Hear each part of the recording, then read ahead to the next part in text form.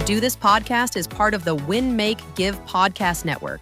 On this episode of the Do This podcast, Sasha Tripp joins Bob Stewart and Chad Hyams to reveal her strategy for building a thriving real estate business by focusing deeply on 50 core relationships.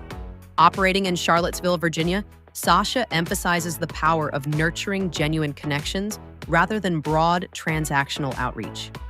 Discover how Sasha's approach offers a fulfilling work-life balance and sustainable growth by selectively investing in relationships that truly matter. We hope you enjoy this episode of the Do This podcast, presented by Brivity.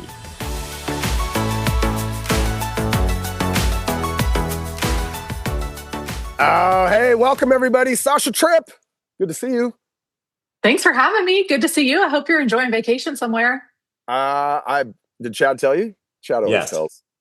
Chad, I heard you're somewhere cool, but we said your Wi-Fi might be in question. Yeah, my Wi-Fi is better today. Chad, thanks for the suggestion. My kids are not allowed on the iPads right now, so that we can have this interview and Sasha can tell us why or how she takes 50 core individuals and uses them as kind of the pillar to build her business. That's what we're going to dig into in just a second here. But Chad, you said something right before we started that I want everybody to hear. Can you say it again? This is my show. Let's go. This is my show. You said it was mine, not yours. I'll never admit to it now that we're recording. You know better than that. Dang it. Sasha, do me a favor. For the folks here that don't know you yet, can you introduce yourself to the people joining us today? Yeah, I'm Sasha Tripp. I run a real estate team in Charlottesville, Virginia, which is kind of near DC and Richmond. We're in the middle of the state, and we are a place team. I'm with Real Broker. I had been an independent for a long time and just recently moved over to Real. So we've got all sorts of like people that we're tied to and relationships that work for us. But the core of our business has been the same for the past 15 years, and it's really focusing on high leverage VIP relationships. So everybody, instead of, we all have database of 500 or 600 people that we're keeping in touch with and thousands of people that we've met, but we all are really going deep with 50 people. And that's been really productive for us. So I'm excited to talk about that today. That's what we're going to, we're going to focus on that. I love that. I want to ask a question about Sasha. How big's the team? So right now we have 8 full-time agents. I am one of them. I should no longer be counted as full-time. And the reason that this model has been so productive for us, we will do about 325 sales with 8 full-time agents, but one of them was on maternity leave all year and one of them just joined us. So that was with about 6 agents. So we have very high per agent productivity, and we have just like very relational agents that are doing a lot of volume with not a lot of misery. and this 50-person high-level VIP list that we're going to work on, every agent has their own. It's not the team has a list. It's every agent has their own 50. Right. Okay. Yeah. And, like if some of the newer agents, they don't have 50 yet, right? Like the idea of the 50, and this is kind of it, it's a little different than what I had been coached on for years and years and years in basically every real estate coaching program. Before it was like, get the whales and find a builder, find the CPA, find the divorce attorney, find the lender, find, which is great. You want those really connected people that might be able to send you 5 or 10 deals a year. But what we were finding was some of those felt like very transactional relationships. For us, we have every agent try to have 50 people that like are their ambassadors. And the question is like, if they had nowhere to go for Thanksgiving dinner, would you invite them to your house and have them over happily without resistance? And if the answer is no, they might still be a whale for you, but they may not be in this list of 50. So everyone's working to their list of 50. But as you know, when you're young and new, you might have 12, right? And you're trying to build it up to that 50 range. I just asked because I want the audience to understand that even if they don't have a team, everything you're going to talk about, they can have their own 50. Yeah, this is the only reason we needed a team, really, is because like we went in so hard on this, then we got organically pretty productive and we needed more people to help because, when you're really going deep with 50 and you're not like being all things to all people and you're not trying to wine and dine and very consistently service 500 or 600 or 850 people, like we do have spin-off business that we now have other people on the team that are newer to take, they take on that business with strangers or people that are one connection away. so that the agents that are really tenured can just keep really honing in on their 50 and saying yes to more if they want to, but they don't have to. Okay, so you gave us one piece of criteria that would be something we'd put against our 50 and say, do we want to have would we invite them to Thanksgiving dinner? Like, essentially, do we like these people? Right. Like, do you want to actually call them, or do you have resistance every time you have to go call them about something? And I had a lot of whales that were great referral partners, but I did not want to hang out with them on the weekend. Right. And not that they were bad people. It's just like we didn't have anything in common, or some of them were very salesy, or they went about business in a different way. And they were great partners for my business, but they weren't my like ride or die, my VIPs. And what I found was I've gone through a bunch of different adversities in life, and my business really only weathered those storms when I narrowed down on the 50, the people that really cared about me, that I really cared about, that I was naturally going to stay in connection with. And I think if you cut away all the noise and you think about all the random extra crap that we can be doing sometimes, I'm not saying it's bad, like everybody needs it at some point in their business, but when you're really tenured, if you're still calling like tons of cold leads and you're taking every deal that's, a 2-hour drive from you, and you're showing people around for years at a time and you don't know them and they're not willing to like befriend you or get in relationship with you, there's a point in time where it's like, if you focused all that time and effort and energy on just this core group of people, it really goes a long way. So the kind of like, would you invite them to Thanksgiving dinner? Do you have any resistance when you have to call them? Like if I told you have to call them every week, once a week for the rest of your life, like how many weeks is it going to be before you start being like, oh, this is awkward. I don't enjoy this. I don't have anything else to say. And if they get weeded off pretty fast, then they're not your 50 yet. Maybe you do only have 4 or 12 or 15. But that's okay. And then for us, an equation that I think is helpful to the listener, we know our average commission amount per transaction. And what I found was that my average was about $10,000. So I worked up a very quick equation that if I just went deep with 50 people and I could count on them for 2 pieces of business a year, not from them, like they're not all buying 2 houses a year, but they could send me to a friend or a family member. Like if I just went really deep and really took care of those people and really like gave a crap about them, like knew their kids' names, knew birthdays, knew what teams that like what college they went to, like when something came into town that they'd really like, if I really gave a crap about those 50 people and I could get 2 pieces of business from each of those 50, that's 100 deals at $10,000 a deal. It's $1 million in GCI. Yeah. And just working with 50 people. And I am secretly an introvert. So like that was music to my nervous system. I was kind of like, that's a business I can do and not burn out from. But I've been on the brink of burnout many times in the past. And I just didn't want to I didn't want to keep coming back to that if possible. So this was the solution. Do they know they're your 50? And do they know that you're counting on them for 2 pieces of business each year?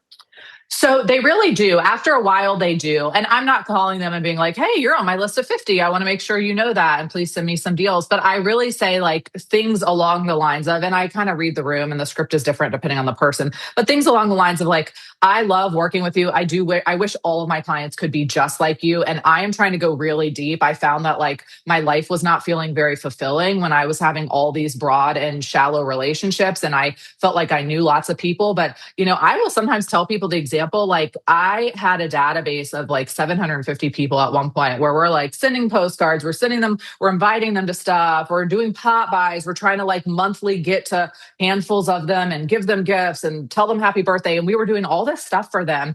And there was a year in my life when my birthday rolled around, not a single person that was out of my direct bloodline called me or like reached out to me other than on Facebook. And I was like, this is really depressing. It's like and you get in this weird, you get like this bitter, like resentful, like, oh, I do all these things. Like I'm trying to like always think of people on their big day and they don't care about me at all. But the truth was like, I was doing it very transactionally, right? I was systematizing my relationships. I was trying to make my relationships efficient. It wasn't fulfilling for me. And they probably felt it a little bit. So I have told people before, like the example of there was once a year when like no one called me on my birthday. And I realized like, I don't want to spend time talking to every stranger in the city of Charlottesville. I just want to work with my closest friends and you're one of them. And I would love to just be able to have a business where I just get to focus on you and go all in and make sure I understand your family and your family's needs, and when you've got too much equity in your house and when it might be time for an investment property, and foresee when you're going to be downsizing and all of that. And then at a point in time, I will say, I would love to build a relationship that is just working with people that I know and like people that they think that I would like. So being one connection away. And if there's anyone that you might introduce me to that you think I'd be a good fit for, that would sort of benefit, like appreciate this kind of relationship, I'd love to know them.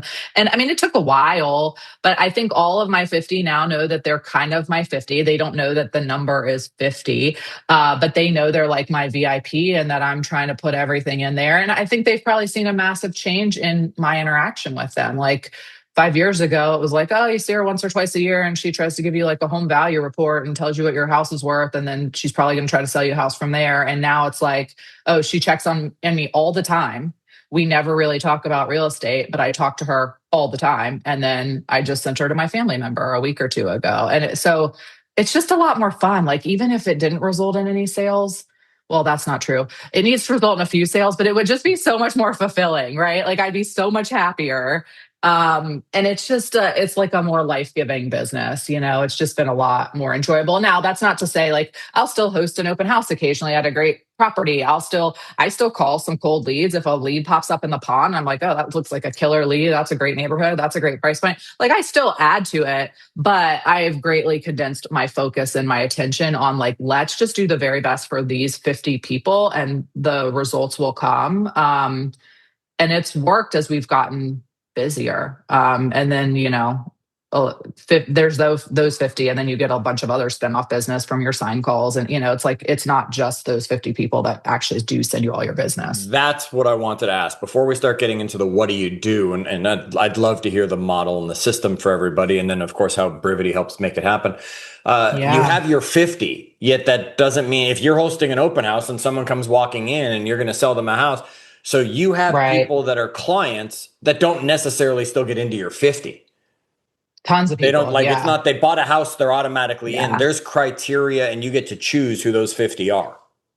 Yeah, we basically have like I would say we have 3 tiers. Tier A is like our 50 people, and maybe they've never been a client. Like, there are some people that are such major ambassadors and cheerleaders for me and my team, but they've been in their primary home their whole life. They haven't moved yet, right? Or whatever. They moved 5 years ago and their sister was a realtor, so they had to use her because they didn't want to like ruin their whole family relationship, but they send tons of they send their friends to me, right? So you could be in that top 50 and never have done a deal with me, although that is like personally, but ideally, like, you like me enough, you're advocating for me enough, you're sending me other people who are working with me. Then we have the tier B, which I try to keep at about 250 to 300 people. And you got to top grade it all the time because, I've been doing this for 20 years. So it's like there's past clients that are floating around, but I typically top grade that. If they've left the Charlottesville area, they're not going to be in that tier B anymore unless they still have property here. If I just have nothing in common with them anymore, if I know that they have become like really close friends with another realtor in town, like, they're going to fall to my tier C, which will still get, Brivity's so great for being able to keep in very consistent touch with people with no real effort. Like, they're still going to get listing alerts. They're still going to get market reports. They're still going to see things from me about what's going on in their neighborhood. They're still going to get our monthly e-newsletter from our company. Occasionally we'll have an event where we do a broad invite and we say like first 100 people to RSVP. So it's like they all feel invited, or we'll have a like get a free donut at Duck Donuts on us, but like everybody feels invited, but we're only paying for like the 12 people that actually show up and get a donut. So it's like we keep them on that, like they hear from us, but we're not going all in. That could be thousands of people. That could be anyone we've really had communication with. Then there's that 250 to 300 list of people that are like, they're past clients. They're not my VIPs. I'm not calling them once a week. They're not coming to my house for Thanksgiving dinner, but I like them and I still like to keep in touch with them. And I would happily do more transactions with them. That tier gets like, outreach. Like, Brivity reminds me to reach out and call them on their birthday. It'll send them something on their birthday. We'll try to get them in a pop by rotation. So once a year, they see something from us. Once a year, they get invited to an annual event, like a movie or something. So they get like this kind of, they get the treatment that a lot of people try to do with everyone, and then they fail because it gets too expensive or it's just too hard to, to do. Brivity, honestly, fully nurtures that group of people for me, and I don't have to do a lot of work. I call them twice a year. Brivity reminds me when to call them, like they're on a list. I know they need to hear from me twice a year. And that's all. And then Brivity kind of takes care of the rest. The A level people, Brivity can't do all of it because some of it requires me like being belly and belly face to face with these people. But the A level people, Brivity's reminding me, send a month in advance. Get a real birthday gift, like go to the all about you information. Like we know their favorites, get a real birthday gift that's catered to them and not just a random gift card or a random coffee gift. It reminds us, I'm calling them once a month. So Brivity reminds me like who I need to talk to, who I haven't talked to in a month. I will try to invite them to one social event a year. So maybe we just get some extra tickets to a tailgate, or we get some extra tickets to a concert, or we have a party or whatever. We used to have a summer barbecue. We always do Pie Day and Thanksgiving. So they're hearing from us a little what more. Tailgate? Where are we tailgating? The University of Virginia. Okay. Okay. Beggars can't be choosers in our non-pro sports towns. But UVA has really good sport. Like football is not our moneymaker typically, although we are improving. But basketball, baseball, like we'll literally tailgate for a baseball game. Like we just find like, oh, here's a thing. And maybe like these are the people that might have been interested in going to it. Or, oh, here's the outdoor hiking festival and the tickets are $5, and we'll invite a group of people based on like what we know about their hobbies. But it's basically like level A, you are getting a custom gift on your birthday, and I am talking to you all the time. Like how often is all the time? Like what does that literally mean? Once a month for sure. And there's probably 10 of those people that it's like every week. I mean, some of them are, they're like my ride or die. Like they're getting messages from me every day. I'm sending them like Facebook memes, stuff like that. But it will tickle and remind me if I have not talked to them in a 30-day window of time, it's going to be like, hey, call them.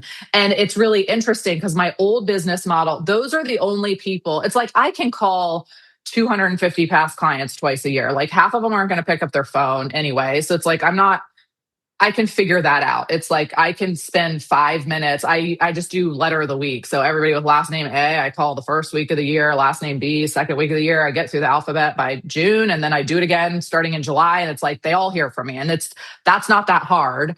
And it's like if all I really have to do is keep up with 50 people I really like, and I don't feel resistance about the phone call, it just makes the job feel a lot easier. And I think for the younger agent, it gives them like something to chase. Like that's not what my business looks like right now. Like I am hustling, I am grinding. This doesn't feel very fun some days. I'm working with strangers. I feel like I'm always being interviewed. I'm wasting a lot of time just trying to prove that I'm not sketchy to people.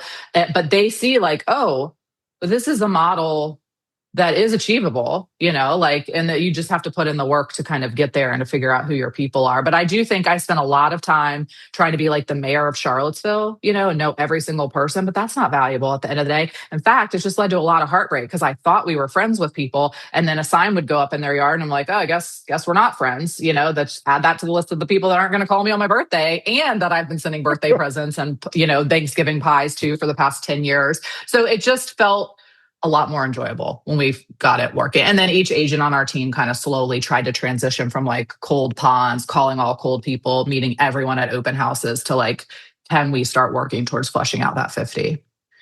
Chad, what this, like in my head, I think we always think like more is better. Like just more people, more area I cover. This makes me just go back to niche marketing, Chad, and Courtney Cooper, and building a business on selling houseboats in Seattle, which nobody, like very, very, less than 1% of the population here in Seattle lives in a houseboat, but like built a massive business out of focusing on a niche. Like you're building a big business out of focusing on really a niche of people in your life, right? Yeah, it really is. It's kind of like Charlottesville. It's really interesting. We have like 100,000 people in our population total, and we have 1,300 real estate agents. So I was like, well, and that includes like the university. That's like men, women, and children is our population. So I was like, well, it's going to be hard to be like, oh, I only sell condos because I'll only have like 20 at bats in a year, So it was like niching down, but it's like our niche is just people that really love us and like just go all in on those people. And it's like, when you don't have to be calling all these random leads from like realtor.com and going to every single networking event in town and being in every book club and like running every Rotary and paying money for like the chamber and like 50 billion things to just go like get a bigger list. It's like, we can all look in Brivity. Like we have thousands of people in there that never hear from us. Like, why are we just collecting more people, And so it's like when you took all that time and the hour and effort to actually talk to the people we already knew, it just, I don't know, got a lot better really fast. Or I don't Sasha, know, at least we enjoy our lives. Where did the 50 come from? Was it just the math that equaled a million? Because when I coach people, I teach them it's 30 only because then it's one a day every month, right? Today's the 6th. Oh, I like that too. Recording this. Call person number 6. Where did you get the 50? Did it just sound good? I was in a coaching program back in the day myself, and they always had like top 25, like 25 VIPs. And what I found, and, I am an introvert. I get my feelings hurt easily. I think what would happen is when it's 25, it can feel real devastating when one of those 25, it can feel like a real setback when one of those 25 uses someone else or lists with the agent that lives in their neighborhood, or like you hear them, they're like, oh, I just moved it. Like, I just felt like the number was a little too small for me. And I was also still trying to sharpen my skills. Like, I am an introvert. Like, I am not, like, I put up a lot of guards. I'm not the easiest person to be friends with. And for me, I felt like 50 was safer, that like, it just gave me a little more margin for error. And then I wouldn't be so devastated if one of them kind of shook out or got their real estate license or whatever. But 25 is probably more sustainable. And for a younger agent, 25 doesn't feel as hard to, because our younger agents, they're like, well, we don't even have 3 people that we could put in that list yet that we'd want to call every week and would feel comfortable calling and that would advocate for us. So it's like 50 might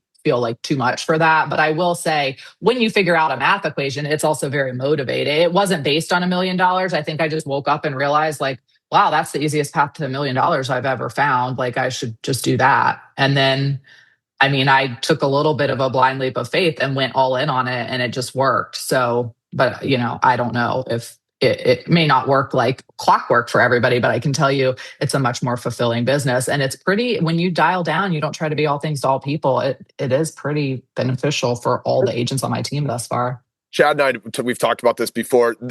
Sasha, there's a thing called the Dunbar number. I don't know if do you know what the Dunbar number is? You ever heard that? No, I feel like I know about all those things. No, I'm excited. Tell me more. So the Dunbar number is like, it's basically like what sociologists have said, that like as humans, we can know so many people and their business, like what they're up to, right? And that number is like 150, and that Dunbar number over generations has gone up as technology, and used to be it was 30 because we could just know the people that lived around us, and then we got mail and TV and radio, and now we could know more and more. Anyway, so it's about 150 now. But if you do the math on that, like if you had if I knew 150 people and 65% of them were homeowners, which is the national homeowner average, that's 97 people. And NAR says they move every 13 years. That's 7. Like, all of us know 7 people that are going to move this year. Now, we might not know they move, and they might move and then we see it. But like, so for you to expect that you're 50 know 2, when kind of mathematically we all know 7, like, I think that makes a ton of sense that your 50 would all have 2 for you. And you have some that do more than 2 for you, right? Yeah, some of them, like, I do have some whales that I just really love. Like, some of them will send 5 or 6 in a year, and that offsets for the one person that's like, oh, I've just been quiet this year. I'm not talking to anybody. I don't know. I haven't met anybody. By the way, those people probably have jobs that make them need to know a higher number of people's business, right? Right. It's interesting. Like, the whole beginning of my career, it was just like, get to the connectors, like just get close to the people that can refer you the most business. And there were so many coaching programs I was part of that was like, rank them by their referability. Like, they're your A if they send you 10 people, they're your B if they send you 2 people, they're your C. And I was doing that, but I found myself pouring in to these relationships that just weren't always very enjoyable to be part of. And sometimes they felt they're transactional. They felt like I owed them like, there were just times when I was like, this doesn't feel natural at all. It was great for business, but also those were ones where if you don't have a lot in common and you're not deep in relationship, like those can come and go at a second, like a builder goes out of business, someone moves out of town, like somebody else changes shows job, up and then all do of it a for sudden, cheaper. yeah. Right. And then you lose 10 deals and like you were putting all your eggs in that basket and you weren't having that much fun. So I don't know. There's nothing to like, I still heavily, when I'm teaching new people how to build their business, I'm like, go build off of those lists, something that AI has helped us tremendously with. And maybe this helps a newer generation of realtors. I've been, it's always like, okay, we have this giant list. It's like 150 industries. And it's like, fill it out. Every person who's your name of choice for each industry, find your blanks. And a lot of us have a lot of blanks. And find people and just be like, hey, I realize I'm a realtor. I meet new families coming into town all the time. I just realized I don't have a surveyor people ask me for this recommendation all the time. I don't have anyone to refer them to. I'd love to pick your brain, learn about your business, so-and-so.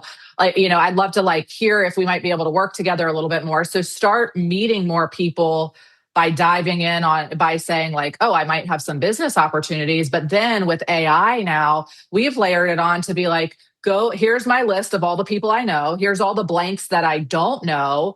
Go search online and find me 3 or 4 people that have very high rankings, but they've only been in business like 5 to 10 years. So I don't want my new agents, I don't want them to go sit down with the financial planner that's been in business for 40 years and that has 5 top realtors they refer to, because they're not going to refer to the agent who just got their license yesterday. But I've got Claude's out there searching, and it's like, bring me a list of the name and phone number and email address of the 5 people with the highest ranking, with the lowest, the most recency of business formation that you can find in each of these fields. And every day, draft 5 emails from me to start reaching out to these people about getting together for coffee. So it's like, I highly recommend getting those high referability kind of people, the people that need business development for their lives to go on.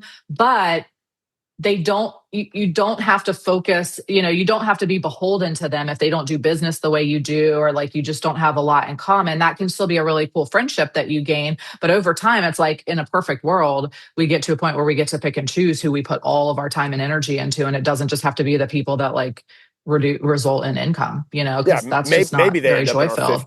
Maybe they end up. That would be awesome. That's the goal. Yeah. Yeah. But then sometimes you go to coffee and we've all been there. You're going to coffee and you're like, oh, this guy's so well connected. He knows so many people, but you're like, they're creeping me out. It's not, I am not feeling this at all. It's like, you don't want to move them into your 50 just because they can send you a lot of, investment clients. You may want to find a way to be able to do arm's length business with them. But I don't know. It's a different mentality, and it's worked really well for us. And I do think it just gives some light at the end of the tunnel for newer agents. It's like, we don't have to know every single person in town. We don't need droves of people to know who we are. We just need a small group of people that would go to bat for us if real estate came up. Other than calling them, which we need to be able to do if they're in our 50, and other than sending them actual birthday gifts, not just click Amazon gift cards sent, what are some of the others in the last few minutes we have? What are some of the other activities? I know you mentioned the tailgate. I mean, how often are you doing a client appreciation? How often are you popping by? How often are you taking them to coffee? Tell us about some of that stuff. So this has iterated a lot over the years. We try to have a 50-point touch point for our top 50. That is, if let's pretend you talk to them once a month, that's 12. They get 12 newsletters, that's 12. Obviously, they're getting more touch point. If they're getting daily Brivity updates on their house, they could have 1,050,000,050 updates from us. But we typically have 3 to 4 client events a year. We always do Pie Day at Thanksgiving. So that's our fall event. Typically, we'll do a summer barbecue that's very we're out in the field, come, we'll have some barbecue, whatever. We used to do movie events. We would do sometimes photos with Santa, that tailgates. We kind of iterate, but we try to do 4 a year. It's not 1 million of them a year. And we just try to invite the people to it that, if they have kids, we invite them to the kid-friendly things. So we don't have a massive budget for events. We used to go all out and have parties and do all sorts of stuff. But I started to find I feel like people were coming to them because they felt obligated, they wanted to do me a favor and support my event, but they didn't necessarily want to go to a barbecue with total strangers in a field where the only thing everybody had in common was the realtor. So we started to think about let's do giftology. Let's do things that are fun for them. We used to do pop buys. We would try to do like 30 people in our team database a month. So we try to do a pop buy of some sort. We slowed down on those too, because we're like leaving cupcakes like on people's doorstep that melt in the sun. I mean, it's just like the scalability of a lot of these things wasn't going all that well. So a lot of the things we'll do is like the monthly, we're going to do a pop-up at this coffee shop or this donut shop or this cupcake shop, and come see us. We'd love to see you. We'll, drinks or food on us. So everyone feels invited. They don't necessarily show up. So it's not a big bill that we're footing. We do direct mail, like an evidence of success kind of postcard that just shows like we're also good at selling houses and we have good days on market. And we'll typically do a home sale with like low days on market and a testimonial directly from that client about how we did. So it kind of puts a name and a face and a house together. But basically it's 50 touch points. I have a cute little visual that I could send. I don't know how this gets disseminated to anybody, but I could send you, and it shows you like all the inputs. But it's not costing us $1 million. Before COVID, and we used to spend a lot of money on a lot of things, and we got scared during COVID, and we were like, oh, we may never sell a house again. We're all going to be poor and broke. So we pulled back on tons and tons of stuff.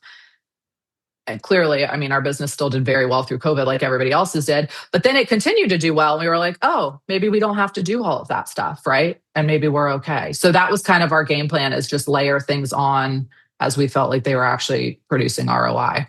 And we haven't had to layer that much on.